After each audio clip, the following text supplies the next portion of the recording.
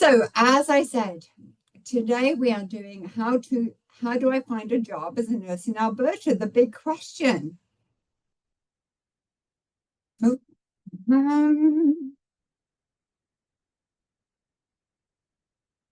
and the very first thing that, oops, let's hang on a second. I'm going to need to get rid of that. Okay, let's move on to the next one.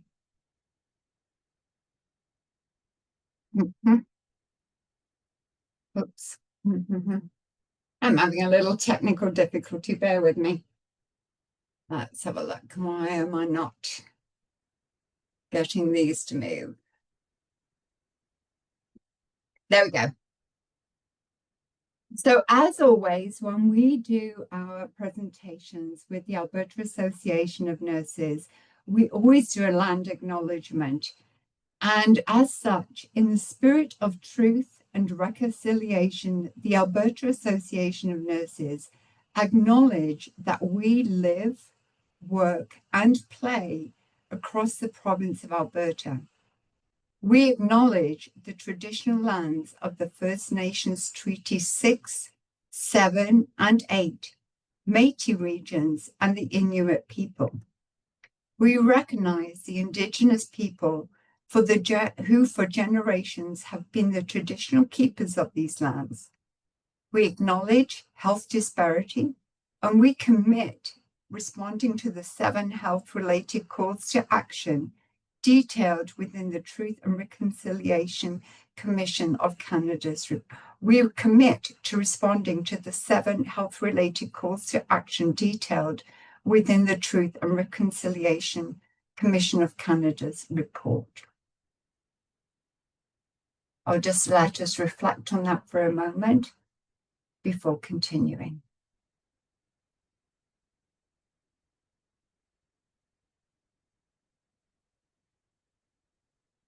Oops.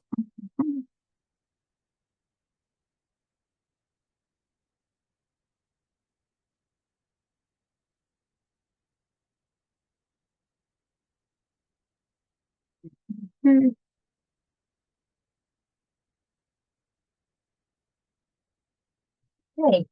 So the most common things that I hear probably are via email or various forms is that I have applied for many jobs on many platforms and I've had not one response or invitation for an interview in weeks or months of trying. And I don't know where to start. I've heard that it's impossible for IENs to get a job in Alberta. And as such, it can be very discouraging. See our poor little nurse there, she's feeling pretty discouraged. Okay. So let's move on from there. I'm sure that many of you are familiar with that one. So let's.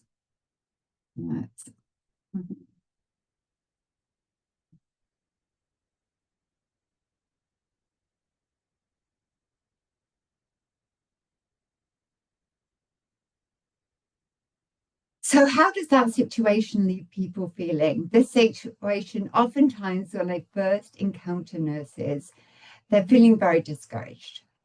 And just like this sad little guy here, it often makes people want to give up or cry. But there is hope. So how do we go from feeling sad to glad? That's what this webinar is about. Okay, so let's get started. I've applied for multiple positions and heard nothing. And it feels very personal. And I talk about it feels personal, yet it's not personal.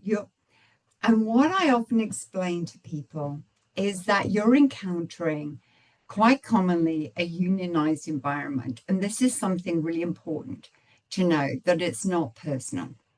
And this is the very first piece that I want to talk about. Is many nurses that it's the first thing I hear is that they've applied for positions, usually off of platforms like Indeed or LinkedIn or other job platforms, and they're telling me that they have sent resumes or sent applications through these platforms and heard absolutely nothing. The challenge is this, is that as a manager, which I have been in many of these environments, is the manager themselves will say to the HR department, I have a position for an RN, and it doesn't matter what area that position is. That position is then created as a job posting. The job posting is then posted by HR within the organization. So that could be AHS or it could be Covenant Health. And it's created into what we call internally, meaning within the organization, as well as an external posting so that you then see it on job platforms like Indeed or Job Seekers or LinkedIn. The challenge is that when an internal posting is created first, people within the organization get to apply on that position first. And what happens, especially now, even more so now with things like computerized or AI type programs, is that the computer will then pre-select the internal postings. And that's part of what the union or the collective bargaining agreements dictate, is that any job posting that is posted internally, it's internal candidates that get the first pickings or the first selection on those jobs. So when the manager receives the applications, what happens is she will simply get a list of the top candidates, and it's usually just somewhere between 3 and 5. No more than that. And there will be names of the top candidates for her to select or to interview from. And quite often it will be internal candidates, and it will tell her the person's name.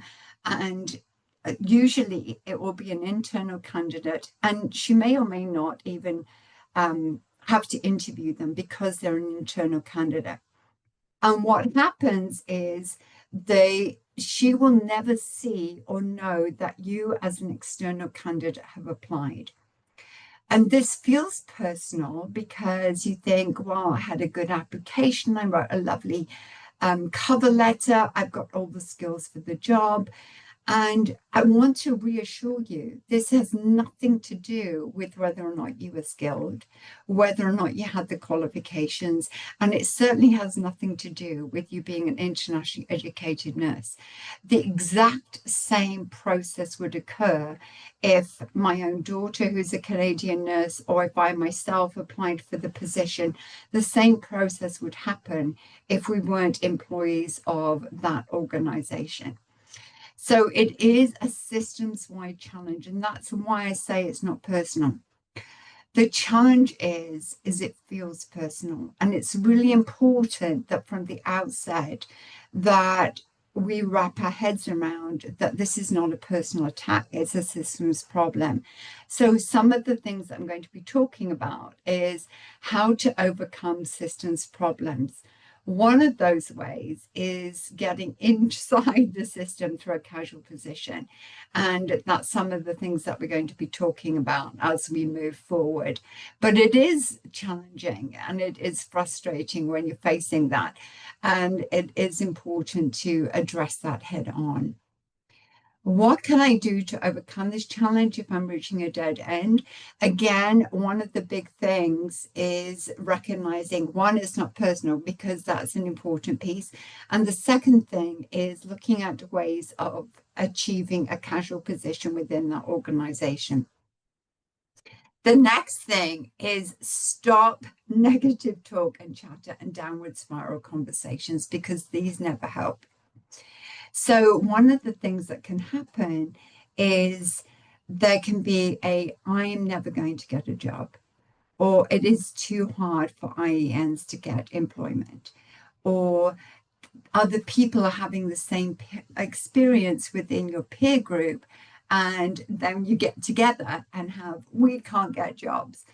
And although that might be the experience that you've had so far, it can be really detrimental when there's a lot of negative chatter, because what happens is instead of having empowering conversations or solution-based conversations, there's then a chatter where it's just bringing you down. It's just negative conversation that's not empowering. It's not going anywhere. And it just creates the belief that this is an impossible situation, which is generally not true. And it's not a solutions-based conversation. And you're not going to be able to move forward if your belief system and your peer conversations is just sucking the life out of you and is not solutions-based. So the other situation is there are non-union employers where this is a different situation, and that's something we're going to be talking about a little later in the presentation. So the worst thing we can do is believe that we're a victim and then gather with others who also believe they're victims. And so we will get a very discouraged attitude. And if we're not our best self, even if we obtain an interview, we are not going to choose and stop our best attitude. So if we've been been swimming with negative fish, even if we got an interview, we're not going to believe we are our best selves and that we're actually going to get the job. So this can be a very downward cycle. So I really want to encourage you that although it can seem like a hard slug up a mountain, it is really important at this phase to check your attitude. And I'm going to be talking a lot about that, because if we create a mindset or a belief system that we're at disadvantage or that we're a victim, we are setting ourselves up for failure. And it's really important that we switch that mindset. I myself was an internationally educated nurse. I have hired, worked with, and had many internationally educated nurses on my team who are now very successful in careers. So I absolutely know the successes of those people. So I'm not talking from a place where I don't know what I'm talking about. So again, it's about choosing your attitude. And I left this error or this challenge in my slide on purpose. So when I was creating this slide, you will see here that this little piece got stuck and I had a challenge moving it, but I left it in there on purpose because these ones say choose your attitude. I used to, in another lifetime, teach the fish philosophy, and that's a whole other story. But choosing your attitude was one of the key philosophies. And it was during a time working in emergency care when waiting rooms were long and wait times in emergency were extremely challenging. And both nurses and physicians were struggling with that. But what was really important is we couldn't change how long people were waiting or how many people were coming to emergency. But what we could do was change our attitude towards that and how we were going to serve people. So changing our attitude does change the atmosphere. So if we try to look after people when our own attitude was really not present, not caring, not valued, we were already having a bad day. But if we shifted our attitude, it made all the difference. Now, when I made this slide, I could have got really frustrated with the fact this particular picture that I was trying to cut and paste got stuck in here, and I could have got frustrated.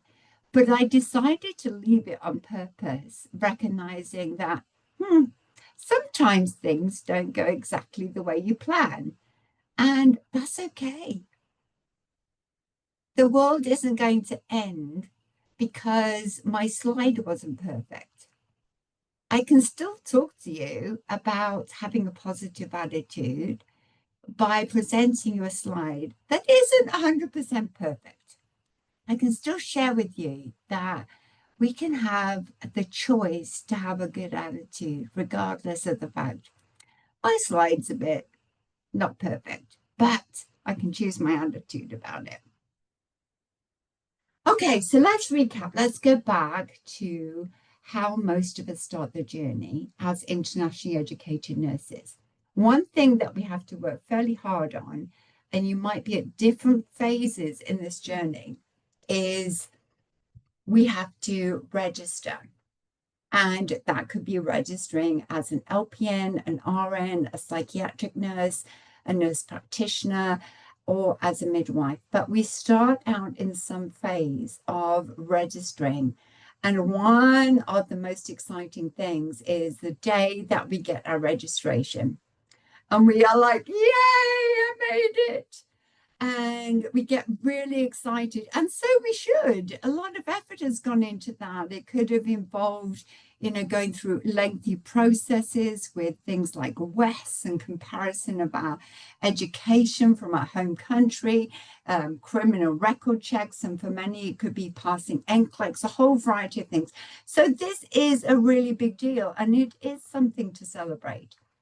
However, it's not the end of the story. It's really just the beginning. And so what happens is people get their registration and they can, from there, then it's like that. They're like, okay, I got my registration, and they are charging out of the gates without stopping, thinking, I'm just going to start throwing resumes at everything. And all of a sudden, it's like, I've got my registration, and they are raring to go. And they're not really thinking, they're just racing out of the starting block. And that's human nature. I'm not saying I wasn't like that when I got my registration, but there can be challenges with being like that. Okay. As you might guess, I'm quite fond of horses. But in reality, the day that we receive our registration should actually look a bit more like this. So rather than charging out the door, it should actually be a day more like this, a time for reflection and thinking about next steps. I've got my registration. I'm now licensed as a nurse. What next? So, things to reflect on and consider. So, what nursing roles? I've got my license. What nursing roles would I currently qualify for? Now, this is really important because I've got the license, but what would I actually qualify for? What areas of nursing am I actually interested in working in? Because I can't just throw out a resume at every single nursing posting that comes up, although it's very tempting to do that. But realistically, what areas of nursing am I interested in working in, or do I even have experience in at all in my home country or anywhere else? Are there additional courses that would assist me in reaching these goals? There's something called micro-credentialing, and what that is there's mini or specialty courses that can help me in reaching goals. Things like ACLS, advanced cardiac life support, if I want to work in certain areas, or there can be specialty courses to do with labor and delivery, or to do with working in the OR, or various specialty courses that can be helpful. There's all kinds of different things that could then assist you to go on to work further in these kind of specialty areas. What locations in the province am I realistically open to willing and working in? And I say realistically because this is really important. When I'm talking to people, people can say to me, oh, I'm willing to go anywhere and everywhere. But sometimes that's not as practical for you individually as somebody gives lip service for. And the reason I say that is I will then ask questions about where are your family? What kind of connections do you have? Where are your support systems? Do you have children? What does your spouse do for work? All of these things can be factors. Do you have a home already? All of these factors can be quite important when considering what's realistic. Do you drive? Do you have a driver's license? All of these factors are quite important when considering what areas and locations in the province are you realistically open and willing to work in? Because there are opportunities in various places, but you have to be realistic about that. And it can be important to think about those things. The next thing is, do I need more assistance in discovering what opportunities may be available that I haven't even considered? You may have heard of Alberta Health Services and working in acute hospitals, or maybe even long-term care. You may have heard of Covenant Health, but you might not be aware of the diversity of all the other opportunities for nursing within the province. And that's something we're going to begin, and I say begin, to explore today, because within the context of this, I'm just beginning to explore some of those possibilities. The next question is, do I have experience working in Canada? Now, that experience could be working in another province. It could be working as a healthcare aide. But the question then becomes, do I have any experience with the healthcare system in Canada? And the next part is, would I benefit from a Bridge to Canadian nursing program? Because the assumption is that I have a license, therefore I'm qualified to work as a nurse in Canada, or in Alberta, I should say. And although that may be true, one of the challenges is that if you have no Canadian experience as working as an RN, it can be challenging sometimes, depending on your recency of practice, to work as a nurse in Canada. And a bridging program may be an important next step, and we'll talk more about that later. Another thing that I often encourage people to set as a goal is, what is my dream nursing role in Canada, and how do I get there? You might not know how to get there, but I do ask people to consider, what is it that I would really like to do? And for everybody, that can be something different. But if you don't stop to even consider that or explore that, you haven't got something to aim for. So that's something important. Are there areas of nursing I haven't tried before that I could be interested in, that I would be qualified for? Maybe I've never tried long-term care, or maybe I've never tried hospice, or maybe I've never tried home care nursing. Those are things, examples of that.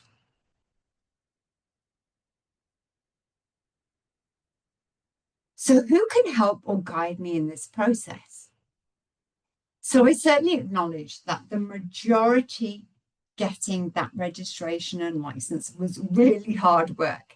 And the whole point of getting there was to start working. I totally get that. And you can be thinking, and now, Lydia, you're saying, pause a minute. Are you kidding me? So I totally understand why people might be questioning my sanity at this point. But I promise you, I've had many, many years of experience having this conversation and have been through this process myself. So I promise you, it is not in vain. Think of it like this. If you've been given a building permit for a house, you got the permit to build. Now you want to make sure that you actually have a strong foundation. So maybe you bought a piece of land and you're gung-ho to build a new house and it's all exciting. Maybe you won the lottery. And if you randomly started building, you went down to the local Home Hardware or Home Depot or whatever and grabbed a bunch of supplies and randomly started building.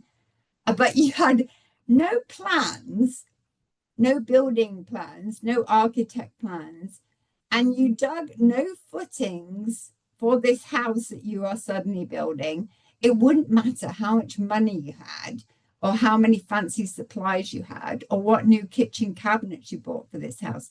If you didn't have solid foundations for this fancy house you're building, you would run into problems pretty fast.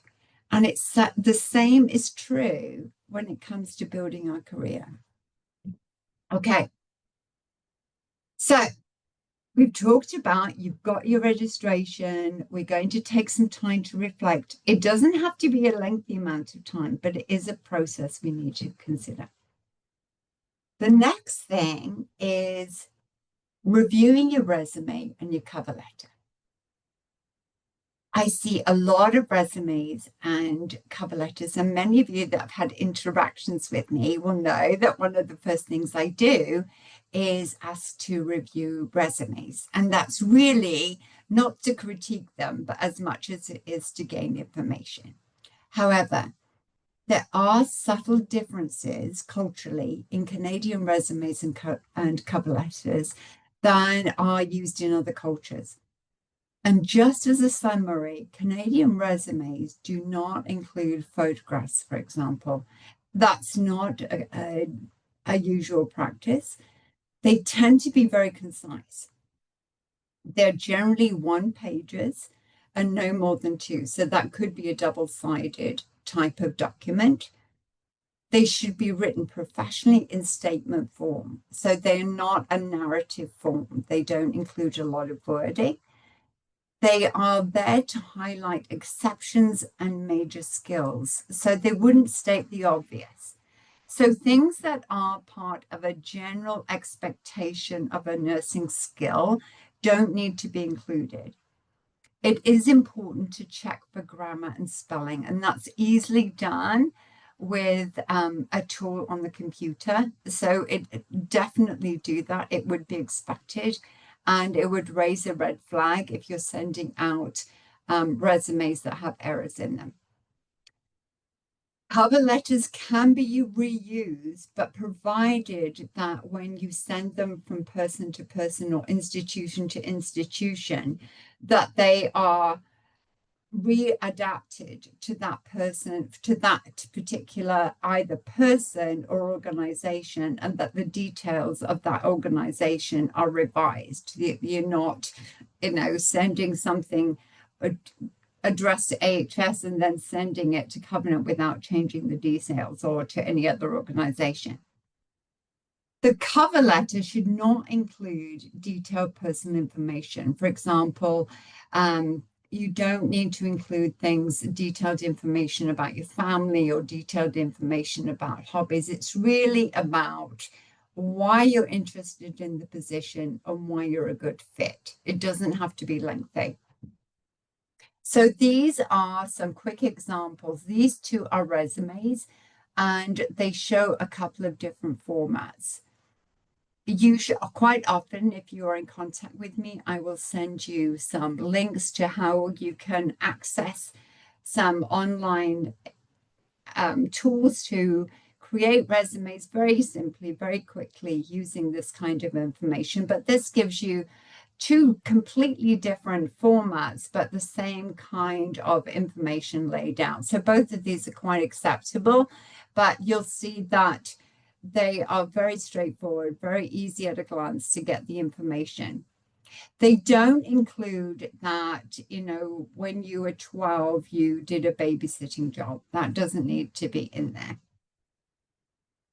These are examples of cover letters. And again, they are fairly straightforward. And if you see the one on the right, it's got just as a long-time admirer of Angels of Love Home Care Agency, I'm thrilled to apply for a registered nurse position. So there's acknowledgement of the organization, and then goes on to say that this person had honed their skills and that their background makes them a good candidate.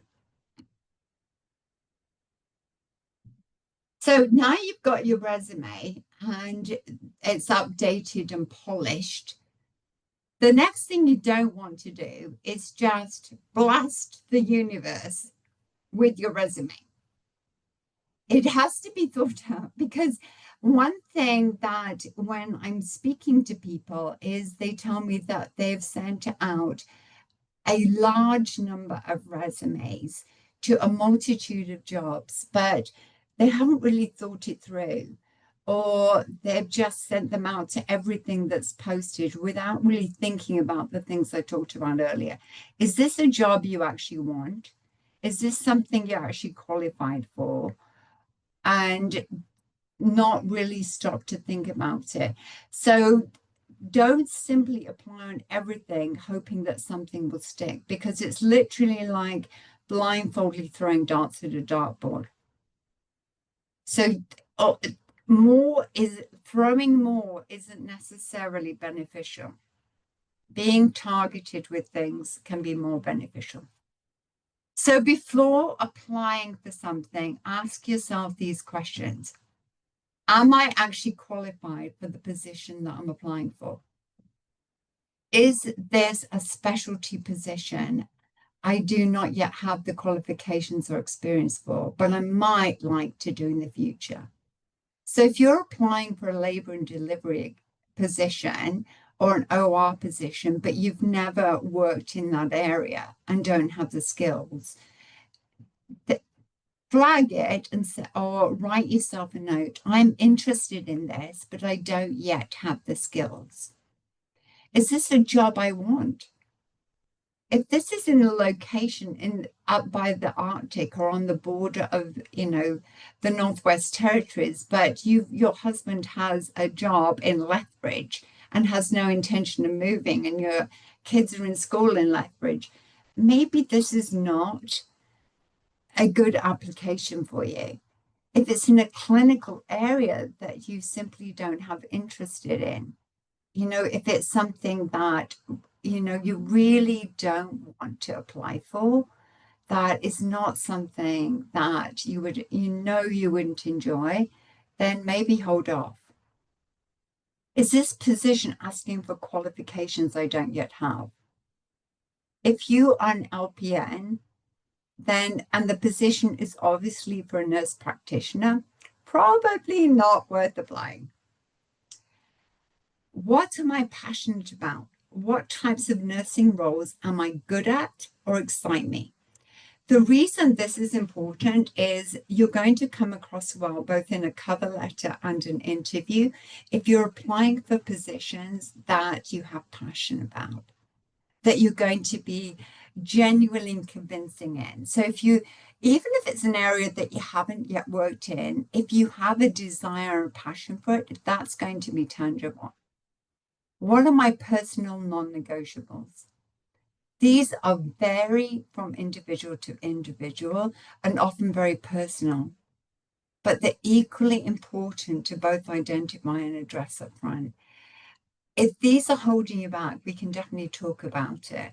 And it's really important to identify. And I think even from this webinar, I would encourage each of you to kind of look at this list and think about them, because writing these down and really identifying them can be the real things that can put you in the right direction, because they weed out where am I going? Because a lot of times people are just like running in a crowd and not really understanding or having an idea of what direction they're going in. And as a result, they're not really pinning down where they are and are not really sure where to target. And that can just be the difference between make or break as to where do I need to target? Where do I need to focus so that I'm actually applying for the appropriate job? And that can be the biggest difference as to whether or not I'm actually getting where I need to go. So next, what after all this reflection, I suddenly realize I don't actually have currency of Canadian practice. So it's impossible to obtain a nursing registration or license and still not be seen as highly employable by the employer due to lack of recent Canadian practice. Yikes. This is one of the challenges. And the reason that is when we apply for our registration license, it can be based on our nursing practice hours in another country. And this is where some of that challenge can come in between receiving our practice license and actually getting employment. There is that piece. And it varies a lot from individual to individual. And I'll explain why. Because every single nurse that I meet, their story is different. This is not a blanket answer by any means. And I really want to be clear with this, because every nurse that I meet has a very different story. And it's why I'm very keen on meeting individual nurses, because no one story is the same. I meet nurses that live in Canada but haven't practiced for 5 to 10 years. I meet nurses that have just arrived in Canada but have worked in very specialty areas in very comparable circumstances up until a month ago and are able to transfer those skills straight into a job very quickly, and everything in between. So no one story is exactly the same. And because of that, it's really important when I'm meeting people to, one, review the resume, understand where they've practiced, what their skills are like, and whether or not a bridging program might be their best option, because it does vary a little bit from person to person, depending on that story. But that said, bridging programs are excellent. They can be a significant part of that foundational building that makes the difference for the majority of nurses coming to Canada and anyone that has had a practice gap. So even for myself, because I haven't been in clinical practice for some time, the reason that when you email me or you look at my name, I don't have my qualifications of RN or any other of my qualifications after my name, I take that very seriously. I haven't practiced in a clinical field for more than 5 years. And that's why I don't put my qualifications after my name. I take it incredibly seriously. And if I was to go back into clinical practice, I too would need to take a bridging program. And I take this incredibly seriously. And as a result, that's why I advocate for bridging programs and other educational programs, because nursing practice in Canada is very much about currency of practice, about maintaining standards, and both the colleges and Alberta Association of Nurses support that. This is the next piece of that, is that many nurses acknowledge the concept that bridging programs can be valuable once they have a discussion about it and see that, yeah, maybe that would be beneficial.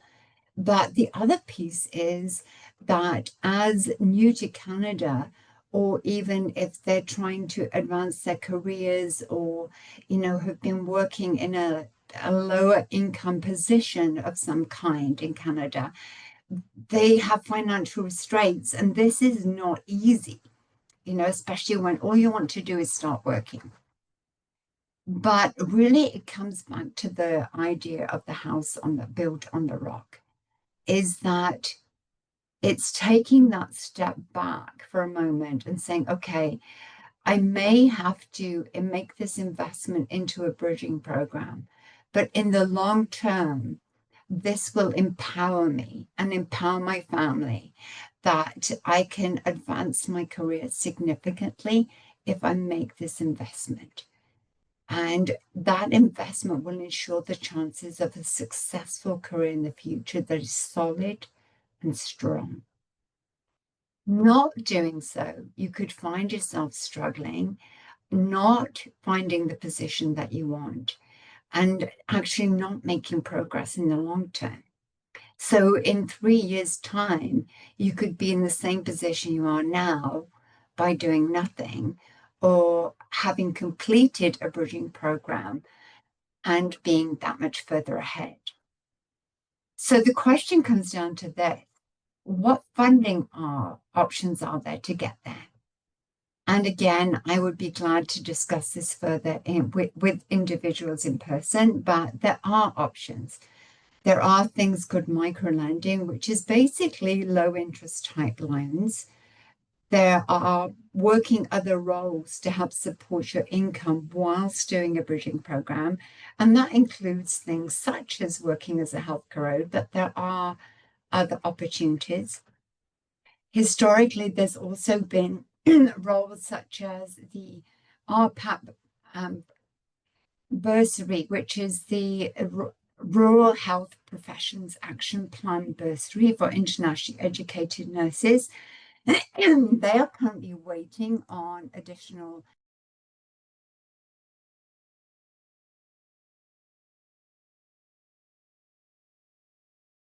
I would be quite happy to discuss that as that funding becomes available in the future, and I will be including links about that. So again, working as a healthcare aide. Many of you may be already doing this, but if you haven't previously, you may want to consider the dual option of working as a healthcare aide.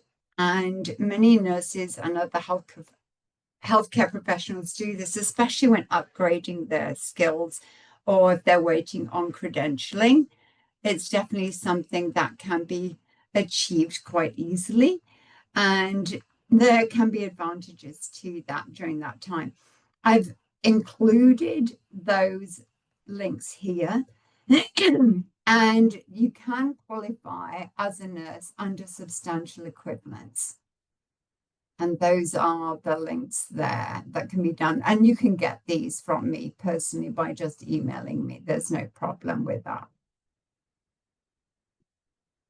Okay, we're going to switch gears a little bit here, and we're going to start talking about some options that you might not have considered. So this is a view that is very different than downtown Calgary or downtown Edmonton. And I'm just going to let you have a quick look at this for a minute. This is the downtown of Killam, Alberta, and which is one of the rural sites that has been recruiting. And then this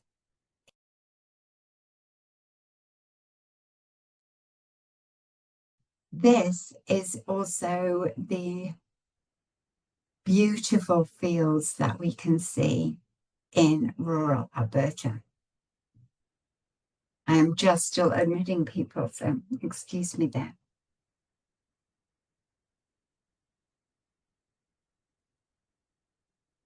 Oops.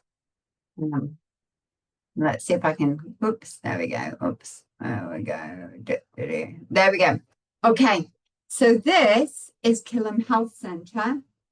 And Killam Health Centre is both a health facility with a continuing care community, and they also provide emergency and long-term care facilities for individuals and families.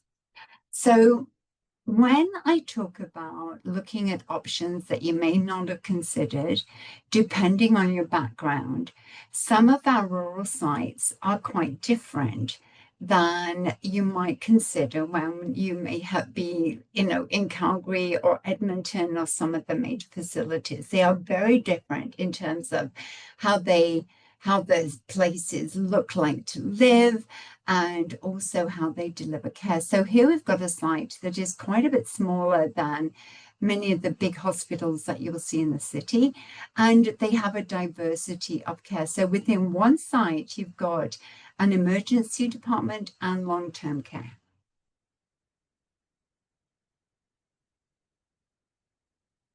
If rural nursing interests you, there are some great opportunities, but there are things to consider here.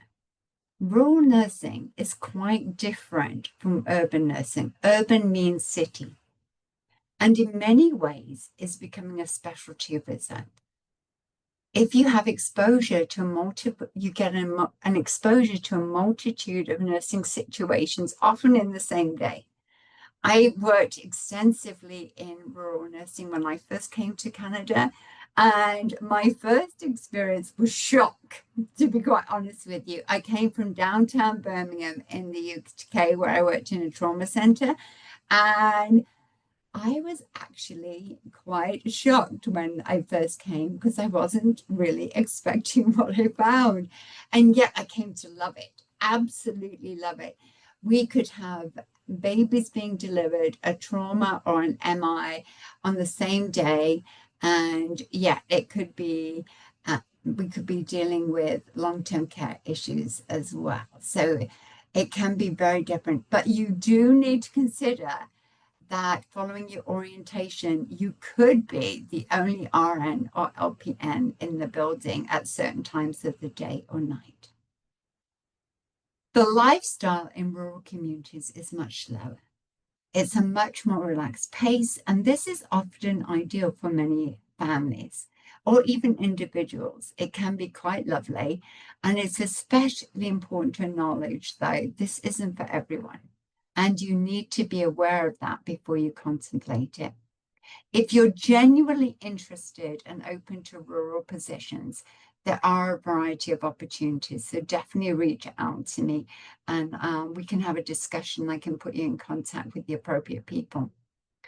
As I mentioned, there is also or has historically been assistance from RPAP through the BIN program and to assist with cost of bridging education in return for finding a job in a rural community. And I said, this is important to know, is that it is not our PAP's role to find you a job.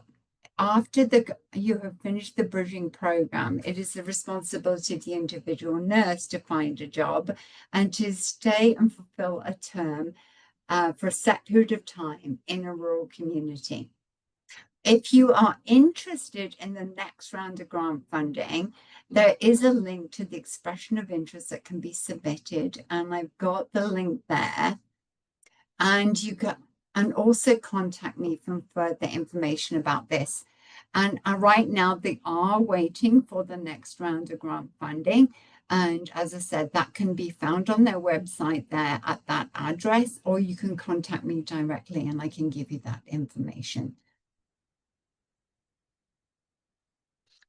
Okay, so that doesn't end there. So we have talked about resumes, we've talked about reflection and review, we've talked about challenges of coming about unionized environments and looking for opportunities of casual positions. But now I'm going to talk about some areas of nursing that you may have never considered. And this is one of them. There are a variety of nursing roles within Alberta that people may never have either been aware of or even contemplated. And this is just one of them. So within Alberta, there are correction facilities or holding facilities, and nurses work in these environments. And there was an article done that was highlighted in CNA by the Canadian Nurses Association, and it was by a correctional facilities nurse. And this article is particularly good at highlighting the role of a nurse in a correctional facility. So I've included that there just as a way of highlighting this specific role. Again, it may not be what anyone may have thought of, may not be what anybody would have considered, but this is an interesting nursing role, and it may well open your eyes that it's not what you might have thought of, and is an opportunity that can be open and interesting to people in ways that they haven't considered. And oftentimes you may find that there are opportunities here that can be explored. So definitely something to consider, and I would definitely recommend checking this article out to create awareness. Also, province-wide, there are long-term care and hospice opportunities. Now, I'm going a little bit quick. I have given you a picture here. Intercare Southward is where I was once upon a time, not too many moons ago, the healthcare administrator. So I have included this one for you. And the reason that I've included this is because it is actually a privately owned facility. So within the province, there's a significant number of both large and small long-term care facilities. And some of them are operated by AHS and Covenant Health, but there's lots of privately owned sites, and they have what we call contracted services or contracted beds. And there's a link below here. And again, it's something I can forward to you. On this link, there is a huge list of facilities across the province.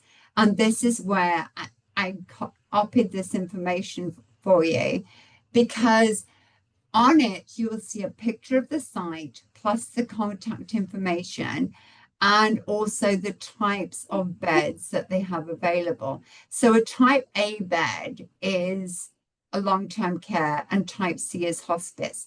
So this site actually has long-term care and brain injury, which would be categorized as type A, and then type C is hospice. So those are, you have a massive opportunity to be able to contact from that list employers. They also, by looking at their website, will tell you how to apply for specific. Can somebody just mute themselves? Apply for specific roles. Yeah. The other thing that, again, is exploding within opportunities within Alberta are what we call nursing is now outside the hospital, and there are various businesses. And I've just included a variety, and you can Google and search these. This is where I got all this information from. So you don't have to feel panicked that you've got to write all these down. This is just an example for you. And you can either contact me by email or you can Google these yourself, because they are easy to find. But there's a whole variety within Alberta and different communities in Alberta that hire nurses that do basically private care within the home. So there's a whole variety of employers that aren't AHS or Covenant Health that are hiring nurses to do nursing tasks and nursing roles in a community setting. And this is increasing because there's an increasing desire in the culture right now to bring nursing closer to home. So these nurses are employed to go into people's home and do a variety of caregiving tasks. And again, this is an example from one of those sites. It's called Right at Home RN. And this would be an example of the types of skills and the types of things that those kind of nurses would be doing. So I'm just trying to demonstrate to you the types of opportunities that are actually out there that you may not have even considered in terms of opportunities for employment. The other thing that I want to encourage is another role that, again, both as international nurses and nurses in general, that people may not be as aware of at this point, is the nurse practitioner role is growing. And a nurse practitioner is a master's program that is an advanced practice nurse. And there's a variety of options for this role, but especially in primary healthcare, which is sort of family practice type care, this role is ever increasing within the province, and more nurse practice are working in family practice type roles. So although we may currently be in a short season where there is not an overabundance of nursing vacancies, we know that this will not last. And how do we? There's a variety of reasons we know this. Throughout my 30 plus years of working as a nurse in Canada, it's definitely a cyclical phase. And we have seen this come and go. But over and above that, we do know that this is a current nursing population that is aging, and we still have an overall net shortage. And what that means is there are more nurses right now that are in an aging population. So there's nurses in my age group and younger that are coming up for retirement and less coming into the nursing workforce. And that means that overall we're going to have a net nursing shortage. So this phase of a lack of nursing roles is temporary. It's not going to stay like that. And so hang in there. One area of nursing that is growing fast and there is an increasing demand for is the primary care as the nurse practitioner role. And I think this is going to increase even further because there's a lack of primary healthcare physicians and there's an increasing role for the nurse practitioner role, both in specialty care but particularly in the primary nurse practitioner, primary healthcare and preventative healthcare. So if you are in a season, either where you're looking at the future goals and not sure what's next, or you're struggling that, can you just mute yourself, please? For that consistent RN role right now, this may be an investment worth considering. And I say investment because, again, it's an education piece. So I've got links here to the various nurse practitioner programs. There's one at the University of Alberta and one at Athabasca. And there's also some career pages that are here. And again, if you are specifically interested in the nurse practitioner role, this is something that you can contact me about directly. But it's something I'm going to be doing a webinar on in the future. I have a few nurses that used to actually be part of my team that went on to do a nurse practitioner program. So if there's interest, I may bring them on to have some discussion about their new and current roles. But let me know if you would be interested in that. Finally, who you know. Sometimes who we know can be our greatest asset.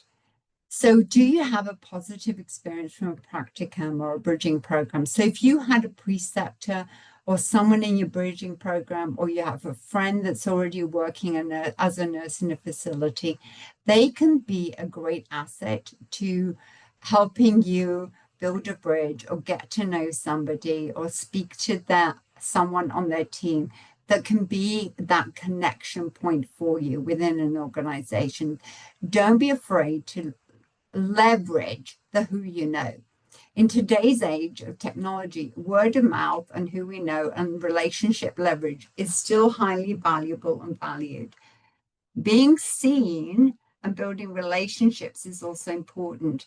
So belonging to nurse interest groups or practice groups can be an excellent way to build community. So belonging to nursing associations, nursing groups, nurse practice groups, and nurse interest groups is a great way to build network and to build these relationships, because you might meet a nurse that is working on a unit and say, oh, we're hiring for such and such, that you never know how that can leverage your next opportunity. So put yourself out there in a positive way, in a positive space.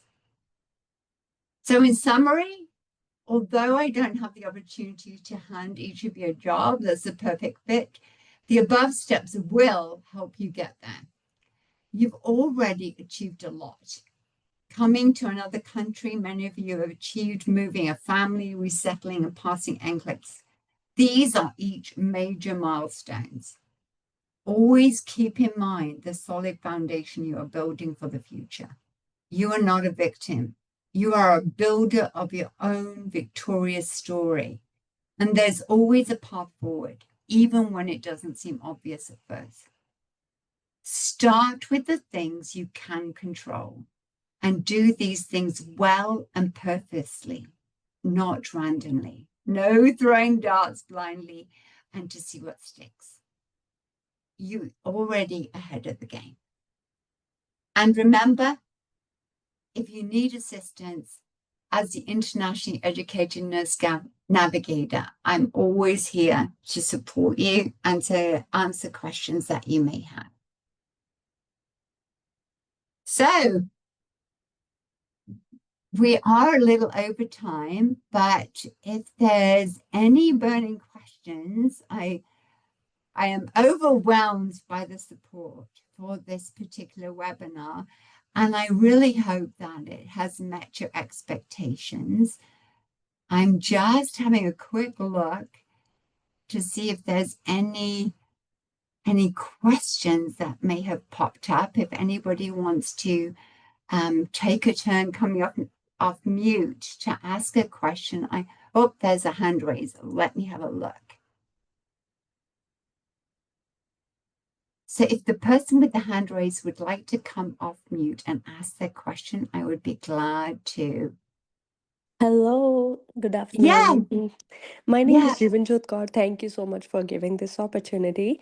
And I know we are already late, so I will be very quick. okay. So, Yes. the first thing I would like to thank you for giving this opportunity and explaining a little bit about nurse practitioner and I request you to, if you can arrange a webinar or something like that in future, and then I will be glad because we want to know more about nurse practitioner thing.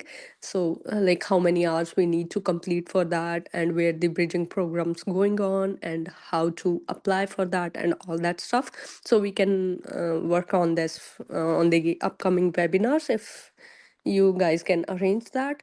And apart Oh, from this, like about rural areas, if I talk, like I being apply for rural areas from a year, and like I'm not receiving any calls, not even from rural areas. I talked to the AHS rural talent pool, and the lady, she talked to me, and she was an employee, I guess, and she talked to me almost 45 minutes. She asked me about my interest in the rural areas and my fields in which I'm more interested in, my experience and all that stuff. And by the end, she replied, just keep on applying, right? And like, it doesn't make any sense if you are um, Which, can I spending. just interrupt? What Mm, I would suggest, mhm, jot down my email, or it can either be the lydia.wright one or IEN at albertanursing.ca. Email me directly and mhm. um, and just reference this conversation, and it will probably be best if we do that, and I will be able to direct you to some resources specifically around rural. Okay. Yeah, Yeah, because I can. I am concerned that that's the response that you had, but send me a resume and Mm-hmm. email me directly, and we'll Yeah, have a sure. look at that Yeah, sure. situation. I will And I'll send the definitely, yeah, name of the employee yes, to whom I yeah, talked, and yeah, the that would be things she. great. Yeah. Yes. Mm-hmm. And I'll definitely follow up with Mm-hmm. looking at the interest for nurse practitioner Yeah. conversations. I have a few people in mind for that.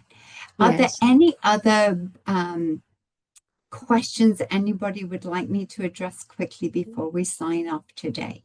Thank you so much. Oh, I'm you're just so unmuting welcome. myself. Yeah, yeah, no Thank problem. you.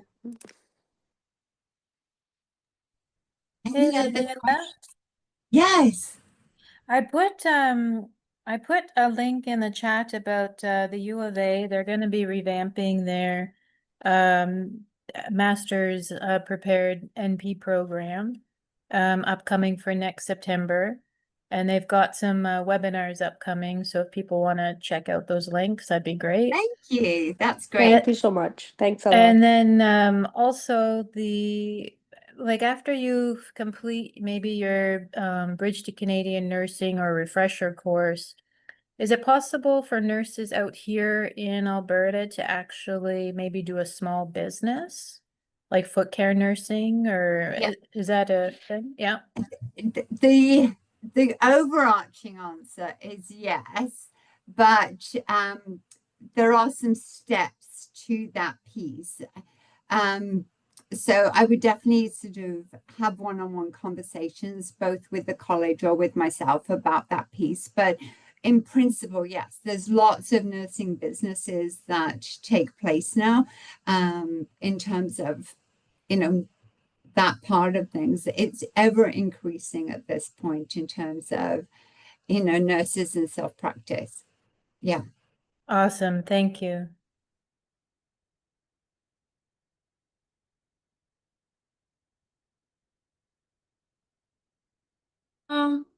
Sorry, can I quickly say something? Yes, yeah. I'll take please, this as the last question. Yeah, can we see the slide where you have your contacts, please?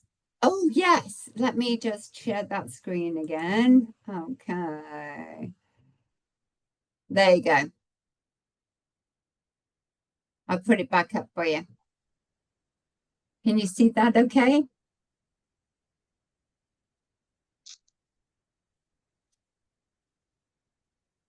Are you seeing that okay? No. Yes. Thank you so much. You're welcome. Let me know when you're done and then...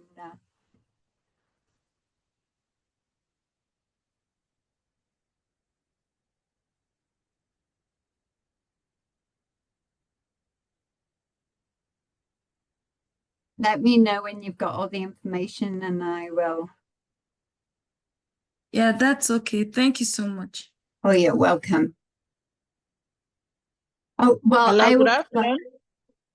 Yeah, last question. Yeah. Okay. Good afternoon. My name is Juliet. Yes, Juliet. Yeah. Thank you so much for the presentation. It was quite insightful. Oh, you're welcome. Someone talked about being contacted by AHS rural pipeline some person. I equally got such call and series of questions I was asked where I think I can work and the rest of them. I sent everything to them. They said I've sent my resume, everything to those places, but this is over 2 months and no information, nothing at all, and it's quite discouraging. Yes, that Then was the same with me.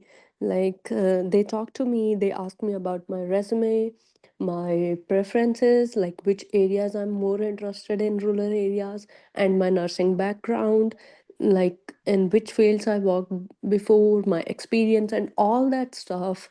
And I sent them everything, like it was in the month of the March. So she gave me a call back.